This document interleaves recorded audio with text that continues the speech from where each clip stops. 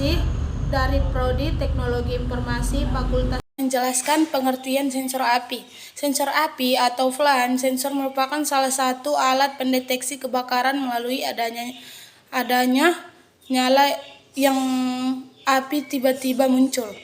Besarnya nyala api yang terdeteksi adalah nyala api dengan panjang gelombang 760 meter sampai dengan 1100 meter. Yang akan saya jelaskan adalah jenis cara kerja sensor api. Secara umum, prinsip kerja sensor api cukup sederhana, yaitu memanfaatkan sistem kerja metode optik yang mengandung ultraviolet, infrared, atau pencitraan visual api, dapat mendeteksi adanya percikan api sebagai tanda awal kebakaran. Jika telah terjadi reaksi percikan api yang cukup sering, maka akan terlihat emisi karbon dioksida dan radiasi dan infrared. Siapa dapat mendeteksi ini sebagai sebuah kebakaran? Tentunya infraviolet yang mendeteksi ini sebagai sebuah kebakaran. Tentunya infrared yang terkandung dalam sensor api. Selanjutnya, sensor api terbagi menjadi 4 jenis. Di antaranya adalah UV flame detector, UV flame detector, multi-spectrum ear flame detector, MISR, dan visual infrared detector. Berikut adalah alat yang kami gunakan saat merakit Arduino sensor api. Kabel jumper mal to female. Kegunaan kabel ini sebagai konduktor listrik untuk menyambungkan antara sensor ultrasonik ke Arduino, min servo, dan breadboard agar lebih mudah mengotak-atik rangkaian konektor yang ada pada ujung kabel. Terdiri dari 2 male dan female. Arduino Uno R3.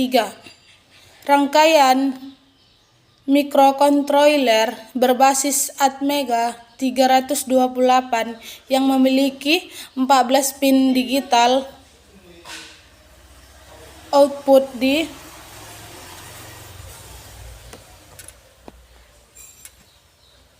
mana pin dapat digunakan sebagai output PWM, input analog DOCSFET. Yang akan saya bacakan adalah breadboard. Papan rangkaian yang digunakan untuk membuat percobaan rangkaian elektronika untuk prototipe simulasi. Sebelum rangkaian tersebut dicetak, pada papan rangkaian tercetak PSB. Nama lain dari breadboard adalah protoboard. Selanjutnya, LED, istilah yang berasal dari singkatan light emitting diode. Komponen tersebut terbuat dari bahan yang bersifat semikonduktor, serta masih termasuk dalam kategori diode sebagai komponen elektronik. LED dapat memancarkan sinyal monokromatik melalui tegangan bias maju. Meskipun dapat menghasilkan cahaya, namun pada LED tidak seperti lampu pijar lainnya. Meskipun berfungsi untuk menghasilkan cahaya, namun tidak menimbulkan panas karena LED tidak menggunakan pembakaran filamen. Selanjutnya, sensor api. Mengidentifikasi atau mendeteksi nyala api dengan menggunakan metode optik. Pada sensor ini menggunakan infrared sebagai pendeteksi api. Ketika sensor mendeteksi atau logika, data ini akan digunakan sebagai parameter untuk mengendalikan LED.